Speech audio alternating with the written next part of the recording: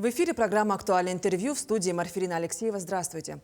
Охота во все времена была жизненно необходимым промыслом для жителей Крайнего Севера, и на современном этапе она остается важной частью образа жизни людей. Сегодня мы поговорим подробнее об охотничьих ресурсах и правилах охоты в республике. Гость нашей студии – Владимир Решетников, руководитель Департамента охоты и сохранения охотничьих ресурсов Министерства экологии Республики. Владимир Степанович, здравствуйте. Здравствуйте. Расскажите, пожалуйста, какие полномочия осуществляет Министерство экологии в области охоты и сохранения? Да, наше министерство вот с 2016 года исполняет переданные полномочия в области охоты. Туда входят государственный мониторинг охотничьих ресурсов, установление лимитов и квот добычи, также, соответственно, выдача разрешений на добычу охотничьих ресурсов, проведение биотехнических мероприятий, это подкормка, зимняя подкормка охотничьих ресурсов, регулирование численности крупных хищников, представляющих угрозу жизни и здоровью людей, а также животному миру, введение государственного охотничьего реестра, а также осуществление федерального государственного охотничьего надзора. Кратко, может так сказать. Какие изменения внесены в федеральное законодательство в области охоты в нашем текущем году? В 2024 году мы, можно сказать, начиная с 2021 года начали направлять предложения, хотели внести в федеральное законодательство части регулирования охотничьих ресурсов, которые представляют угрозу жизни и здоровью людей. В 2021 году в приказ Минприроды были внесены изменения и сократились сроки осуществления охоты, именно части регулирования охотничьих ресурсов, до 3 календарных дней, что для нашего региона практически не подходит. И мы в течение, можно сказать, 3 лет работали, и в 2024 году сроки увеличились до 30 календарных дней. Это для регулирования численности волков и медведей хорошо скажется для охотников. Действительно. А планируется ли внесение изменений в 2005 году? Известно что-нибудь? В 2025 году мы также в начале этого года направляли предложение в адрес Минприроды России от имени главы Республики Саха-Якутия Есенина Сергеевича Николаева в части внесения изменений в сроки охоты в весенний период на водоплавающую дичь, а также на турпана, и части сокращения сроков на копытных животных в осенне-зимний период. И ответным письмом получили ответ, замечания наши учтены. В настоящее время разработан проект приказа Минприроды о внесении изменений в правила охоты. Мы ждем, пока эти изменения вступят в силу. Скорее всего, в 2025 году изменения внесутся. И, соответственно, региональные наши сроки охоты будут внесены изменения. Если немного поподробнее, какие работы ведутся по внесению изменений в законодательство в области охоты именно у нас в республике?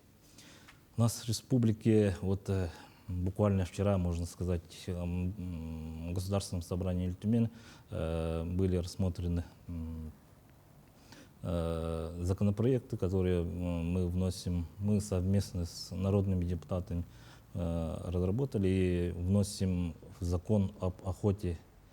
Это в части реализации прав коренных малочисленных народов Севера и также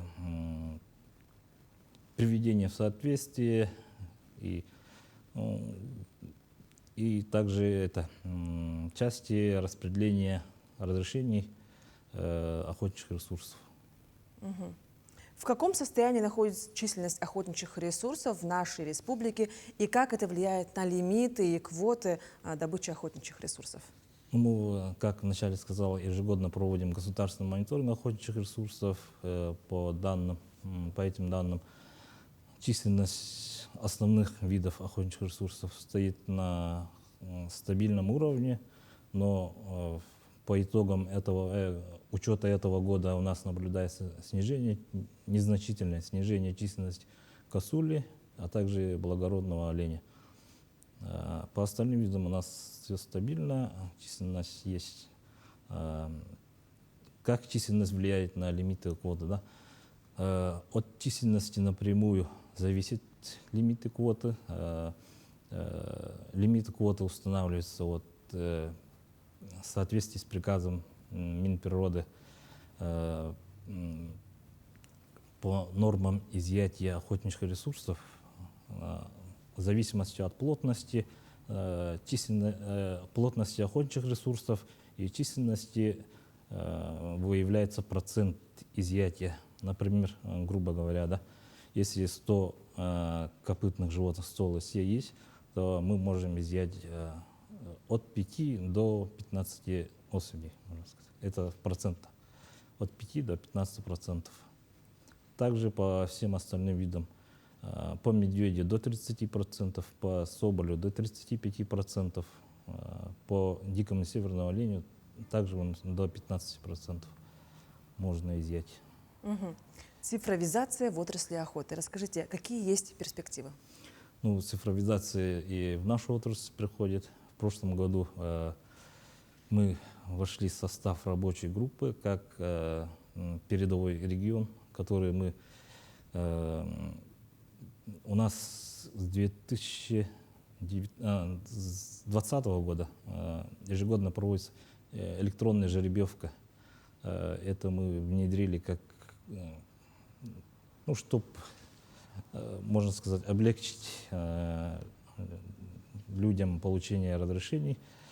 И в рабочую группу по цифровизации вошли такие регионы, которые уже в своих регионах осуществляют такие. Например, вот у нас жеребьевка, Новосибирская область была, они разработали приложение «Охотник», Челябинская область, также у них передовые такие были внедрения.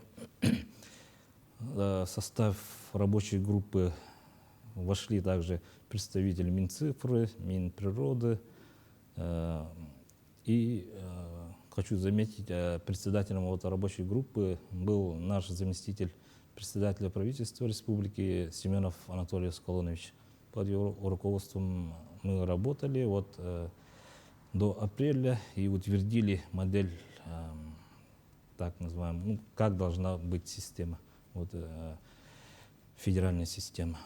И в сентябре этого года постановлением правительства России было утверждено эта наша разработка, и в настоящее время ведутся работы по разработке государственной информационной системы охота. И первый этап уже должна заработать система с 1 января 2025 года. И поэтапно будут включаться в работу. Мне стало интересно, на каких диких животных у нас в республике нельзя охотиться? Это краснокнижные виды охотничьих животного мира, а также на которых не отнесены к охотничьим видам животных. Такие как наши обычные птицы, которые воробьи, ворон, вороны, на них охота запрещена. Это птицы, да, а вот дикие животные, допустим, в Арктике. Краснокнижный вид — это белый медведь. Он занесен в Международную Красную книгу, а также в Красную книгу Российской Федерации и нашей республики. Производственный охотничий инспектор. Кто он и какие у него полномочия?